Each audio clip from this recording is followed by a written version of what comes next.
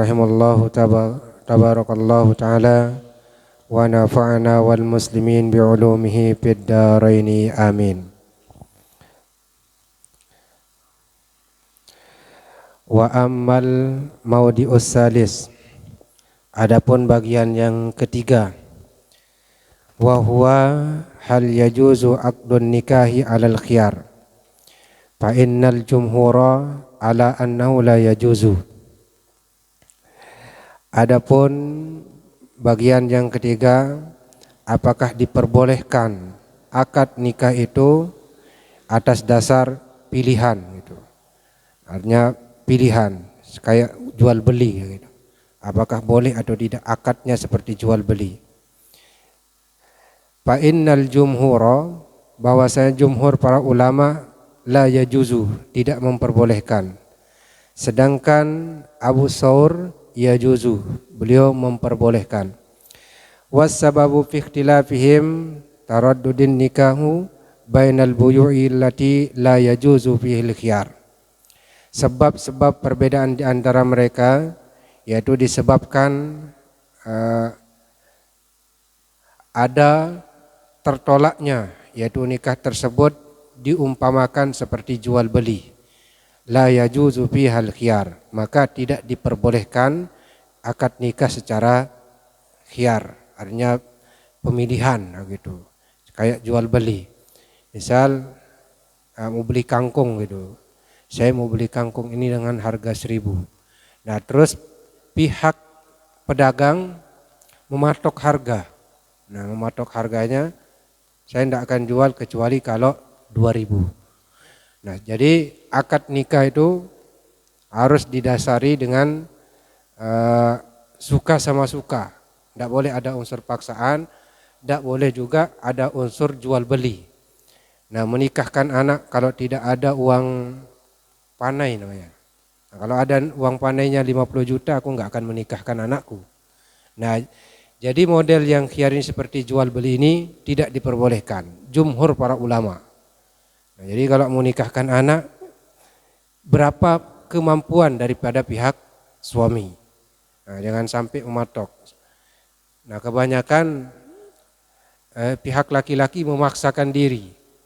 Dari pihak orang tua daripada yang perempuan mintanya 50 juta. Cuma kemampuan dari pihak laki-laki 20 juta. Disanggupi dengan cara berhutang gitu. Minjam sana sini sampai punya cucu belum selesai hutangnya. Makanya itu tidak diperbolehkan. Wa amma tarakhiyul qabuli min ahadit tarfaini anil aqdi.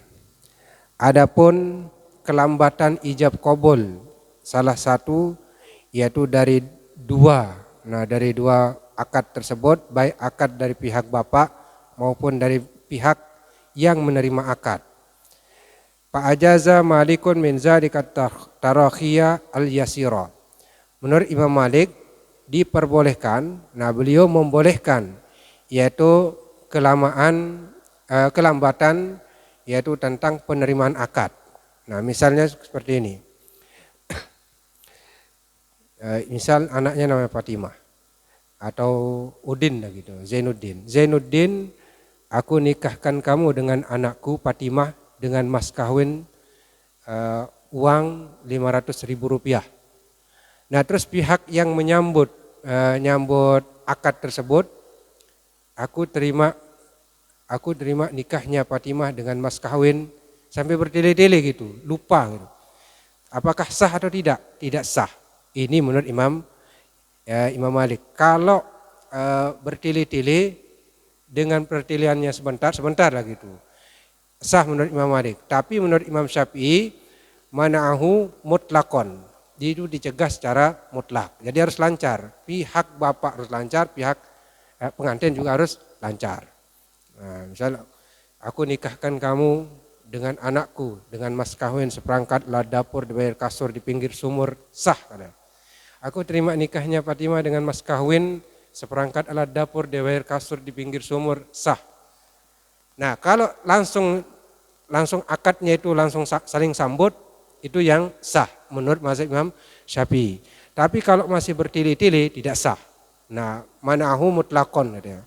yaitu dicegah secara mutlak, artinya tidak diperbolehkan, tidak sah, tetap wajib ulang. Sampai dia lancar, 10 kali lancar, 10 kali dia sah. Nah, makanya kalau orang mau nikah sebelum akad nikah itu belajar dulu baru nerima. Soalnya sebelum akad nikah beda rasanya setelah memegang tangan mertua. Nah, jadi kalau sudah memegang tangan mertua atau KUA gitu, gemetaran itu ada. Nah, jadi menurut Imam Malik wa amma tarakhiyul qabuli min ahadit tarfaini anil aqdi. Adapun kelambatan yaitu ijab qabulnya, yaitu salah satu dari dua, nah, dari dua pihak antara pihak wali dengan pihak pengantin, yaitu dalam satu akad, menurut Imam Malik kalau yaitu kelambatannya itu sedikit, tidak terlalu lama, tidak apa-apa, sah. Nah, jadi wa ma'nahu qaumun, sebagian kaum melarangnya, jadi tetap enggak sah. Wa ajazahu qaumun zalika. Nah, zalika ayyung kihal waliyu imra'atun bighairi izniha. Nah, sebagian kaum memperbolehkan. Nah, memperbolehkan yaitu dengan kelambatan yang sedikit dengan syarat seumpama ayyung kihal waliyi imra'ata bighairi izniha. Seperti seorang wali menikahkan anak perempuannya tanpa izinnya. Nah, jadi tanpa izinnya. Jadi tanpa menanya, "Nak, aku nikahkan kamu dengan si dia." Nah, jadi aku nikahkan kamu dengan dia. Apakah kamu mau atau tidak? Ya. Nah, jadi langsung dia pihak wali yaitu menyerahkan akad kepada pihak pengantin perempuan.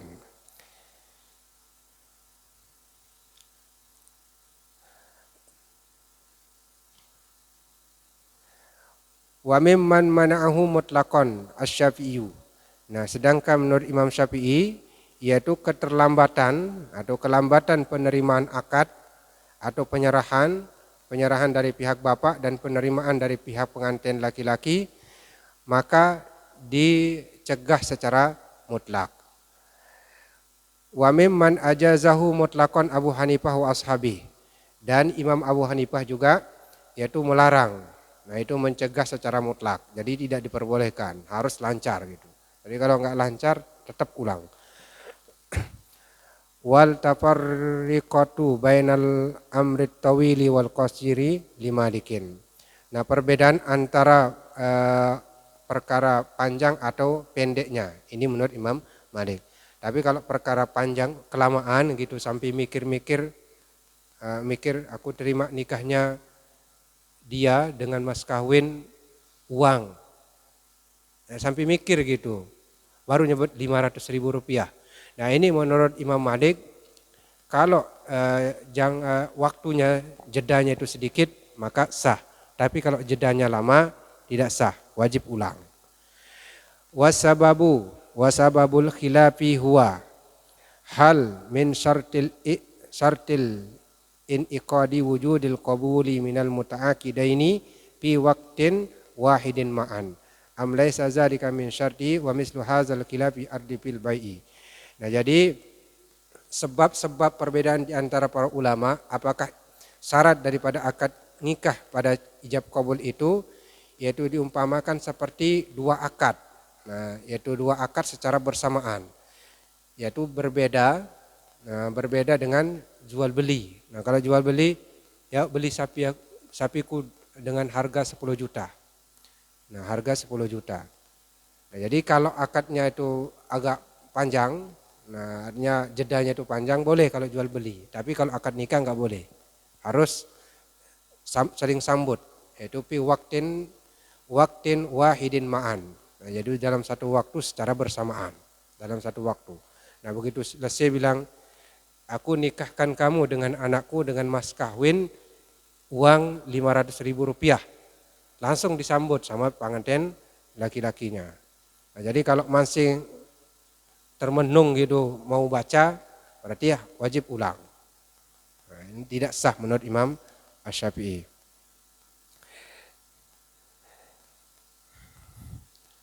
Al-faslul awwali fil awliyai. Pasal yang pertama tentang wali. Wan nazru fil auliya'i fi mawadi'a arba'atin, yaitu dipandang wali itu dipandang yaitu dari segi 4 tempat. Nah, yang pertama fistiratil wilayati fi sihhatin nikah. Apakah wali itu merupakan syarat sahnya nikah? Nah, yang kedua fi sifatil wali, sifat-sifat wali. Yang ketiga fi asnafil auliya'i wa tartibihim fil wilayati. Nah, jadi yang wajib menikahkan. Nah, jadi siapa saja yang wajib menikahkan yaitu seorang perempuan. Nah, jadi yang paling dekat yaitu yang paling akrab ada misal anak perempuannya berarti bapaknya. Nah, jadi bapaknya siapa saja. Nah, nanti yaitu bagian yang ketiga. Nah, yang keempat, nah jadi yang ketiga gitu. Yang ketiga.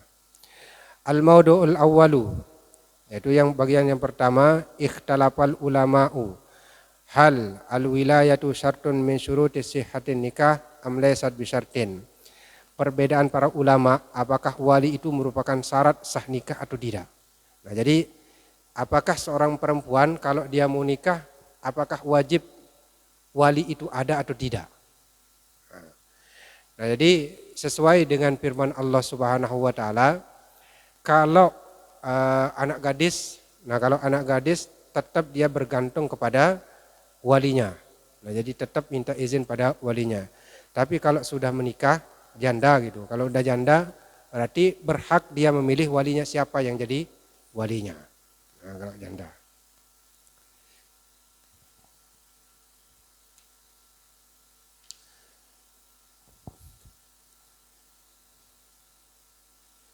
Nah, jadi yang pertama yang dimaksud dengan wali wahwa abu zaujati. Nah, jadi yang wali adalah bapak dari perempuan. Awil wasiyu wal akrabu min asbatiha.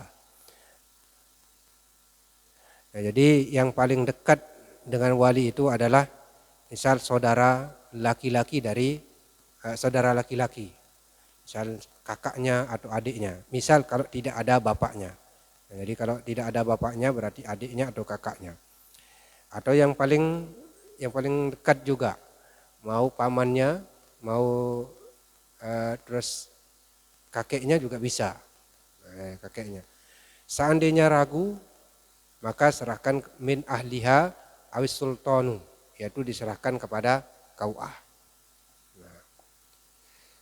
La nikaha illa biwaliyin. Tidak ada nikah kecuali dengan wali. Nah, jadi kalau anak gadis tetap harus dengan izin walinya. Dengan dalil yang diriwayatkan oleh Imam Hakim dan Ibnu Hibban, la nikaha illa biwaliyin. Tidak sah nikah seseorang yaitu kecuali yaitu dinikahkan oleh bapaknya. La tunakahul mar'atu illa biizni waliha. Tidak sah nikah seorang perempuan kecuali dengan izin walinya.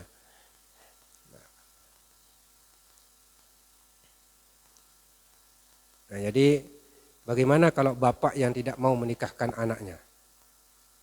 Nah, bapak yang tidak mau menikahkan anaknya. Kalau tidak mau menikahkan, otomatis nanti walinya hakim. Nah, jadi walinya hakim diserahkan pada sultan, yaitu hakim. Tidak boleh dinikahkan oleh adiknya atau kakaknya. Nah, kecuali kalau bapaknya berwasiat. Nah, misal bapaknya di Malaysia gitu. Nanti kalau adikmu atau kakakmu nikah, nah, nikahkanlah kakakmu atau adikmu. Boleh kakaknya atau adiknya yang menikahkan. Tapi kalau tidak ada pesan, nah wasiat dari bapaknya, maka walinya hakim. Nah, jadi walinya hakim. Nah, begitu juga kalau bapaknya itu tidak ada di tempat, tidak pernah berpesan kepada siapapun, tetap walinya hakim.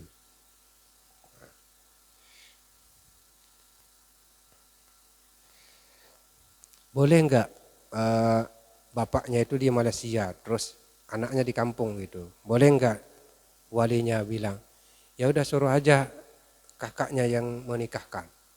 Nah, jadi enggak perlu pakai KUA. Tidak perlu pakai hakim, langsung kakaknya yang menikahkan atau adiknya.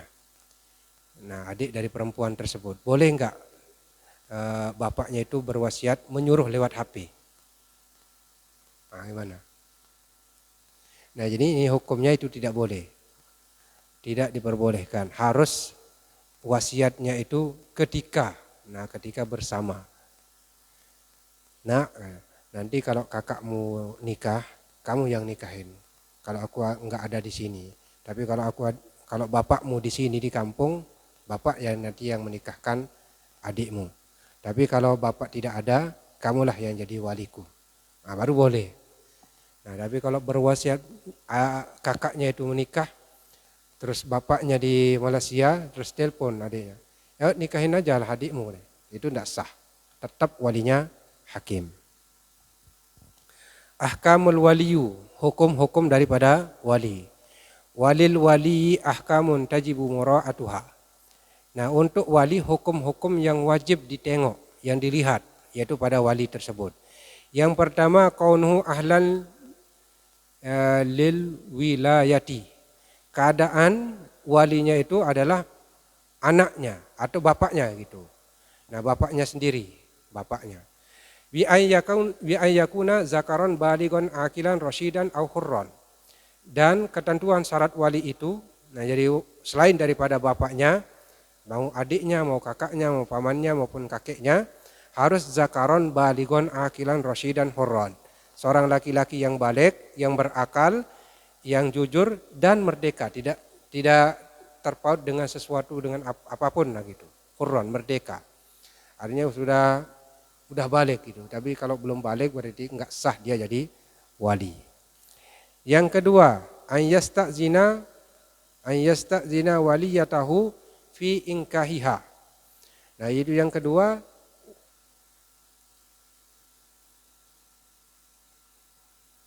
Nah, yang kedua adalah seorang wali harus meminta izin yaitu kepada anaknya ketika walinya itu mau menikahkan anaknya. Jadi harus minta izin. Mimman arada tazwijaha minhu in kanat bikron. Jika anaknya yang akan dinikahkan itu keadaan anaknya itu masih bikron, gadis. Wa kanal waliyu abah. Maka keadaan walinya itu adalah bapaknya. Wa yasta'miruha ayat lubu amaraha in kanat sayyiban. Dan yatlubu amaroha, dia si wali yaitu memerintahkan yaitu kepada anaknya amaroha ingkana sayyiban. Artinya walinya itu diserahkan kepada anaknya. Siapa yang mau jadi walinya? Ini bagi yang anaknya sayyiban dalam keadaan udah janda. Au kanat bikron, yaitu kalau bikron itu wajib yang jadi walinya adalah bapaknya. Wa kanal waliyu ghairu abin liqaulihi.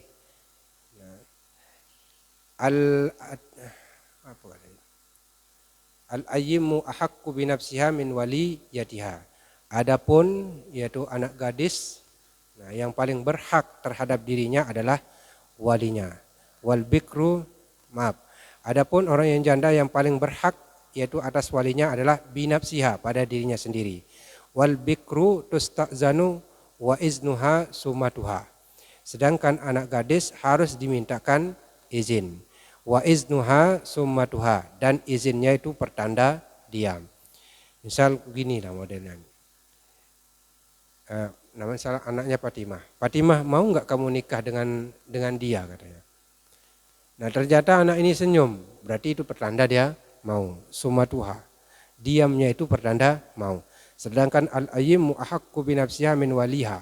Sedangkan yang paling berhak yaitu atas wali, yaitu seorang yang sudah tidak punya suami atau punya cerai, janda gitu, yang paling berhak yaitu atas walinya adalah binafsiha, dengan dirinya sendiri. Jadi mau nikah di sana tanpa bapaknya juga boleh. Tapi kembali kepada adab.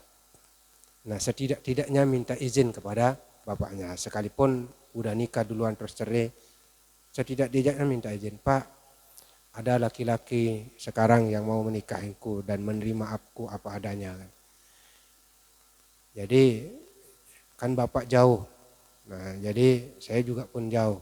Saya akan nikah dengan dia, terus saya pilih wali saya sendiri, Imam Masjid As-Siraj jadi waliku. Oh ya udah nggak apa-apa. Nah ini kata anaknya yang janda. Boleh nggak? Boleh. Sah nggak? Sah. Nah, itu baru sah. Artinya walinya itu menyerahkan sekalipun lewat telepon. Tapi kalau masih gadis, nah nggak bisa serahkan lewat telepon. Harus walinya hakim.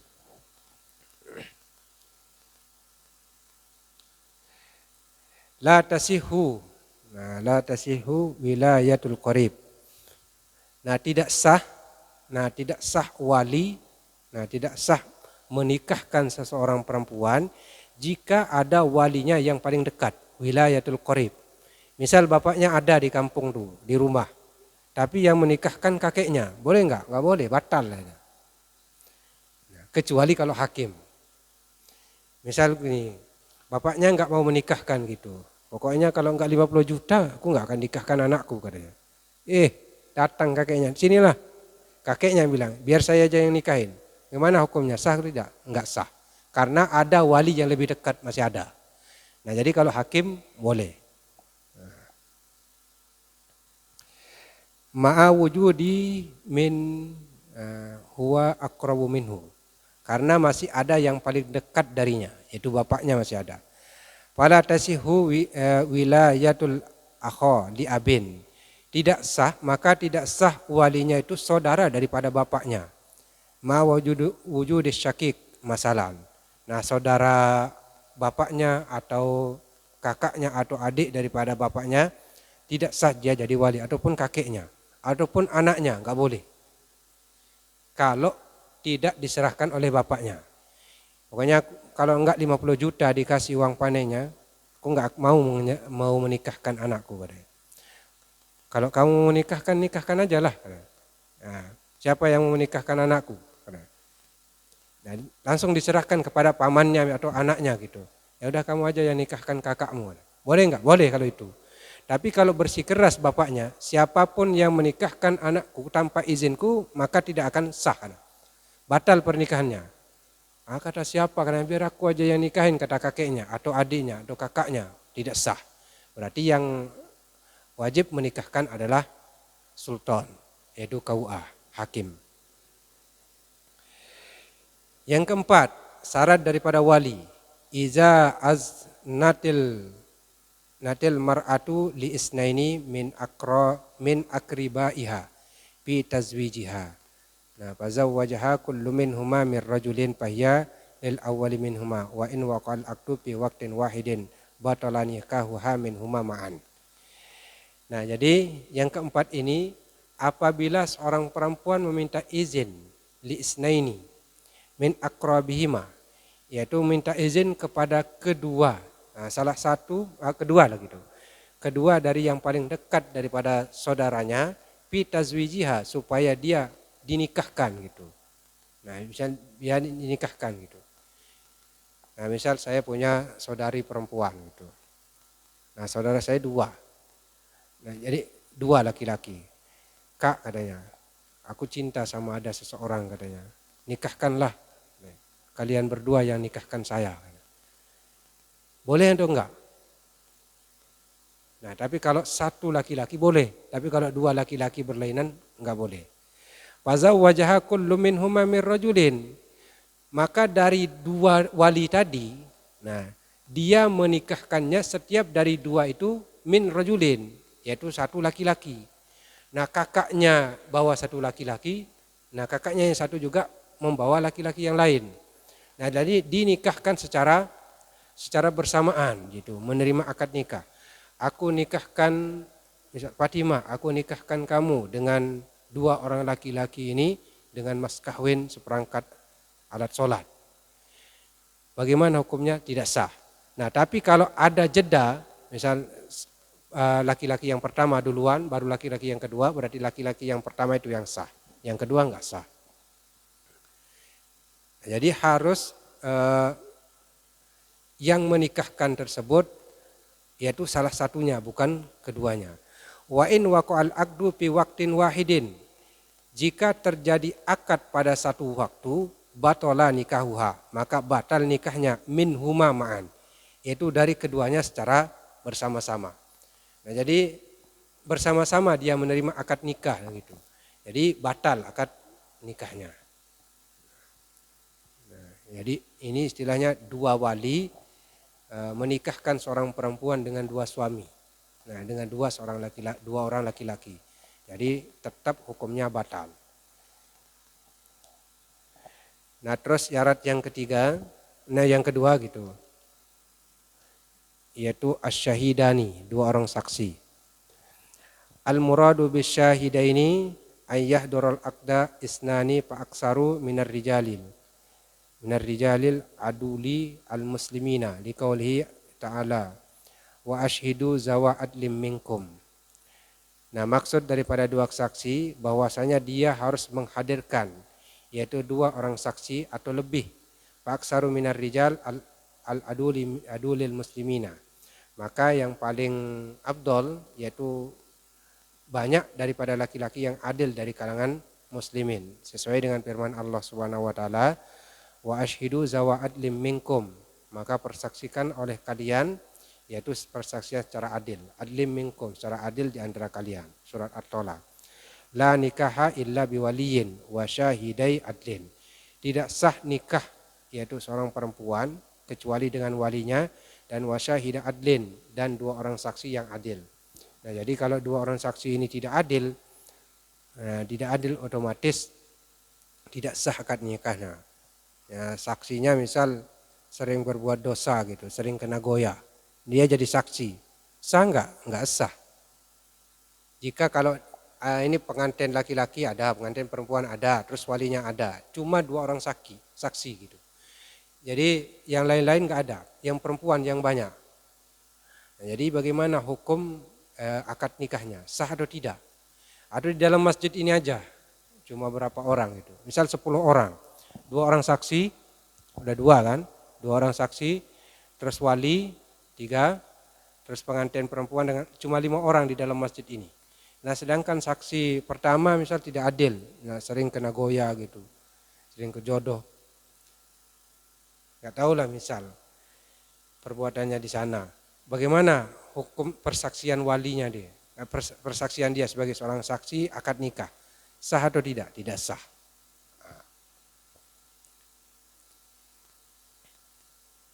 Nah, tapi yang ini yang istilahnya fasik. Jadi kalau orang yang fasik nggak boleh dia jadi saksi.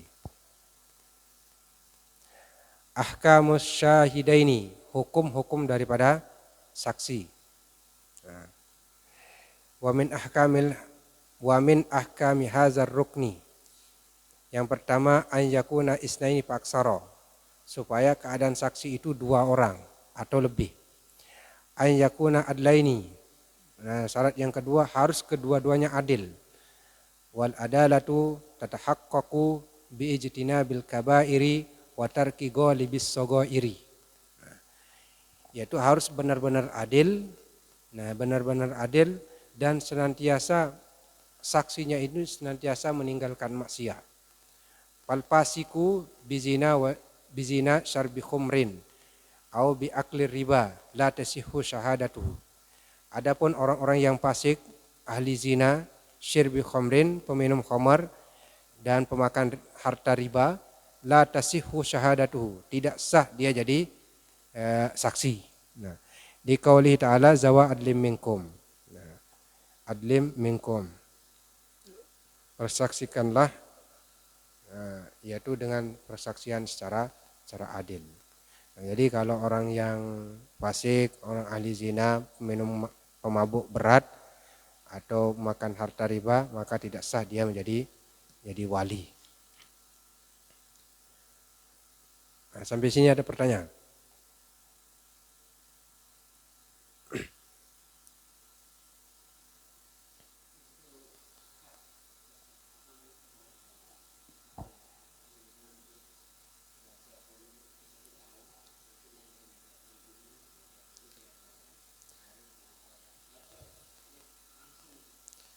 Nah, jadi apakah belajar dulu atau dia? Maka dianjurkan untuk belajar sesuai dengan ibarat tadi. Nah, jadi dengan wa amat tarakhiyul qabuli min ahadit tarfaini. Nah, jadi biar lancar gitu. Begitu selesai akad pengucapan daripada pihak bapak mertuanya, langsung disambut oleh ini pengantin laki-laki, harus cepat secara cepatnya gitu. Jadi tidak bertele-tele. Kalau bertele-tele dengan bertelean yang sedikit, maka diperbolehkan menurut Imam Malik. Tapi kalau masih terbata-bata, aku terima nikahnya masih ada ulang. Mana'ahu mutlakon. Ini menurut Imam Syafi'i. Kalau masih ada atau a, aku terima nikahnya Fatimah dengan mas kawin itu kan mana'ahu gitu. Mana'ahu mutlakon. Yaitu dengan jeda yang sedikit menurut Imam Syafi'i boleh, menurut Imam Malik boleh. Tapi kalau menurut Imam Syafi'i dicegah secara mutlak, harus lancar gitu. Makanya kan ada yang pendek.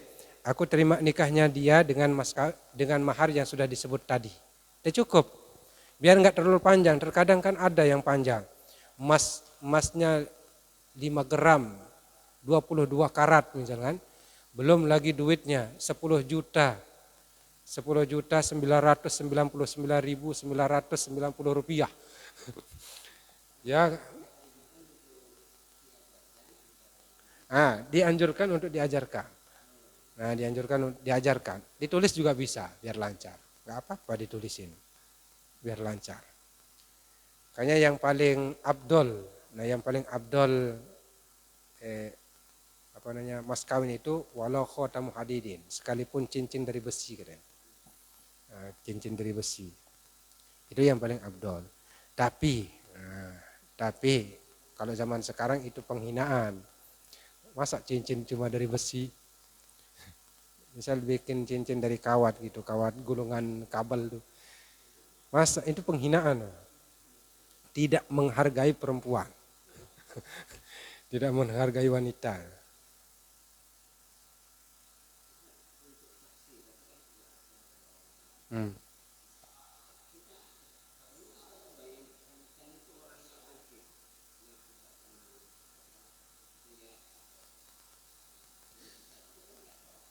Nah, jadi kebiasaan kan yang jadi saksi itu, kamu jadi saksi katanya, ya lain aja katanya. Nah, jadi terkadang soalnya kan berat juga jadi saksi. Nah, semuanya kita ini jadi saksi kan nanti di hadapan Allah kan. Wa kadzalika ja'alnakum ummatan wasatan litakunu syuhada 'alan nas. Kita ini sebagai saksi juga nanti bahwasanya Nabi Muhammad adalah utusan Allah. Nah, apalagi kita sering sholat jenazah. Nah, jadi akan saksikan orang yang meninggal itu bahwa meninggalnya itu baik. Begitu juga orang menikah. Nah, jadi bagaimana cara kita mengetahui apakah dia orang fasik atau tidak gitu.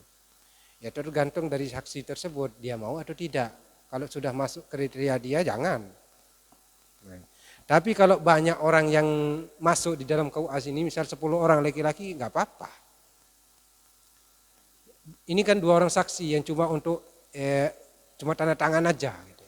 Yang masuk naik tanda tangan. Tapi banyak laki-laki yang lain di dalam sana. Boleh nggak? Boleh, sah. Cuma yang nggak sahnya itu cuma 2 orang aja. Nah, cuma selain itu perempuan semua 100 orang perempuan nggak sah.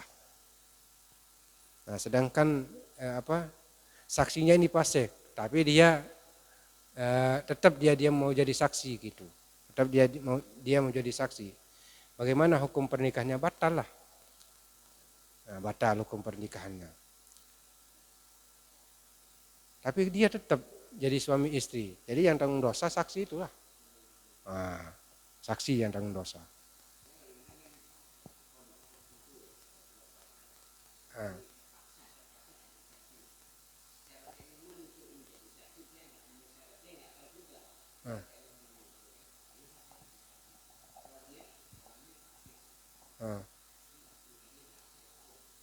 Jadi kita tengok keseharian dia gitu. Nah, tengok keseharian siapa. Makanya yang paling abdol yaitu dari kalangan keluarga, yaitu jadi saksinya. Nah, jadi kita tahu tingkah laku keluarga kita gitu. Nah, jadi orang lain itu sebagai pelengkap saja.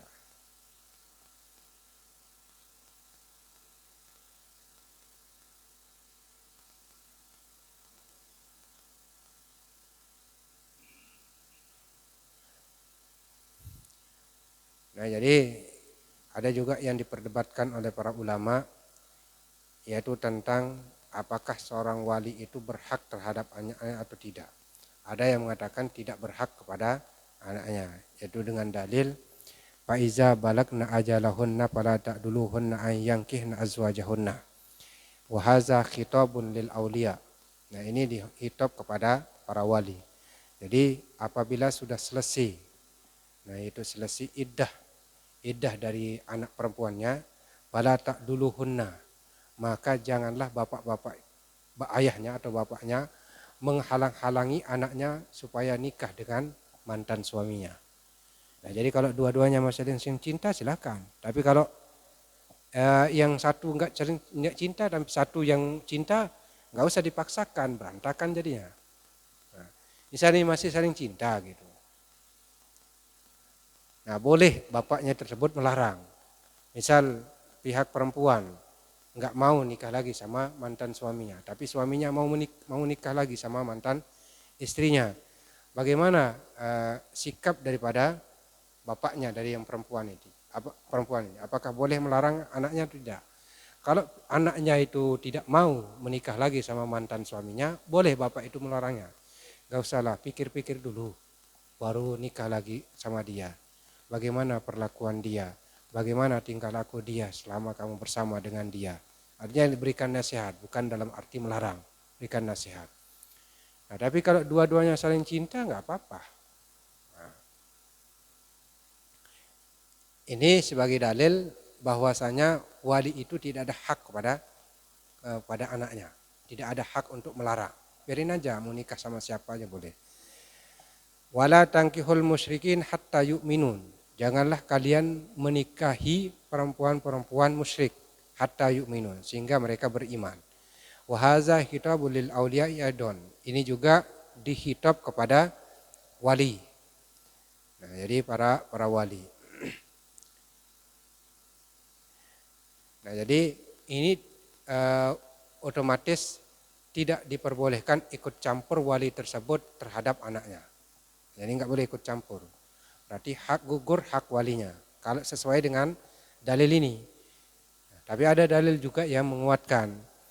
Nah, hadis Rasulullah SAW, innama ayyuma mura'ati nakahat bighairi izni waliha.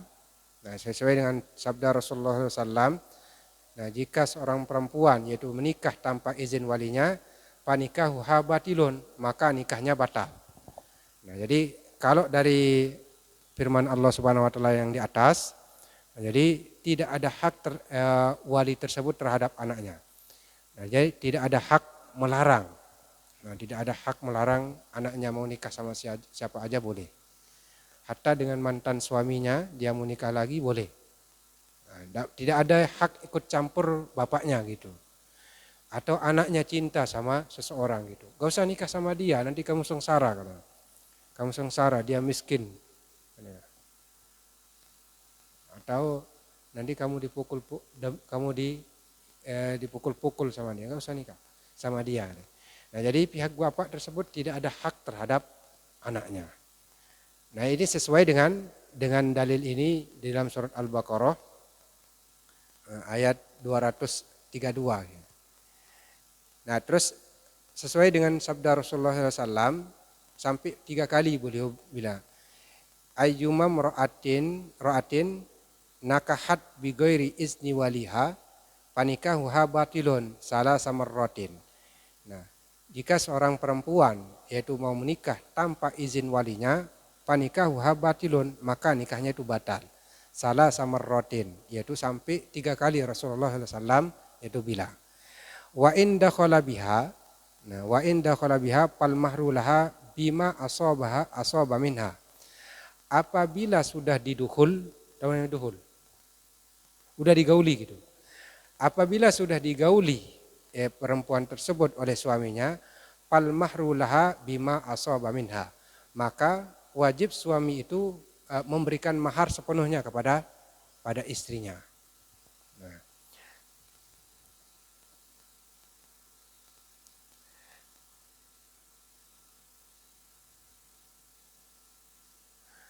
Jadi Kalau sudah digauli oleh suaminya, nah suaminya maka wajib dia memberikan maharnya. Bagi seorang laki-laki memberikan mahar kepada istrinya, wajib dia.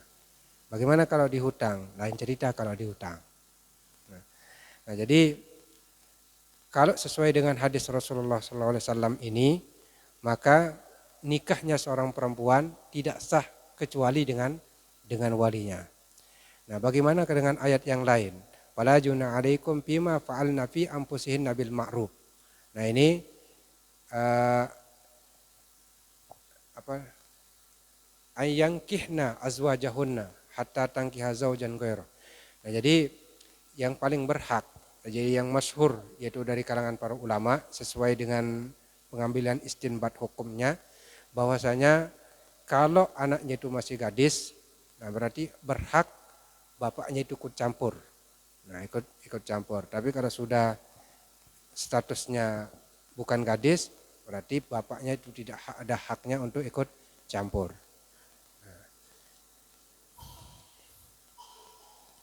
Nah, bagaimana kalau ini ada juga dalil yang mengatakan bagaimana kalau suaminya ketika dia akad nikah begitu mau malam pertama meninggal suaminya tanpa belum didukhul, tanpa disentuh oleh suaminya, meninggal suaminya. Bagaimana hukum maharnya? Apakah suaminya itu mengeluarkan sepenuhnya atau setengah? Nah, ya. Ketika mau masuk kamar mau pengantinan, suaminya meninggal dunia, terjatuh di dalam kamar, meninggal dunia. Bagaimana hukum maharnya? Apakah wajib perempuannya itu menerima semuanya atau sebagiannya?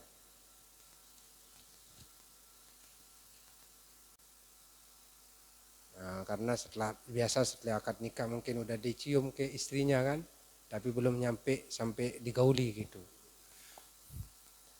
Baru buka kancing bajunya aja langsung meninggal dunia, kaget mungkin kan. Nah, berarti wajib dikeluarkan, wajib yang diambil maharnya itu setengah. Nah, jadi setengah.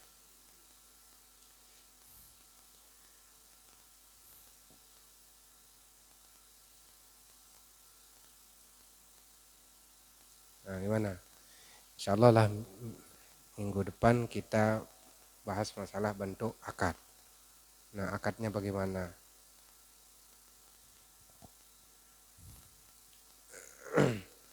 Nah, akad terus mahar ini berkaitan semua. Nah, wallahu subhanahu wa ta'ala a'lam. Mari kita sama-sama tutup dengan sama-sama baca kafaratul majlis. Subhanakallahumma wa bihamdika asyhadu an la ilaha illa anta astaghfiruka wa atubu ilaik. Sekian. Assalamualaikum warahmatullahi wabarakatuh.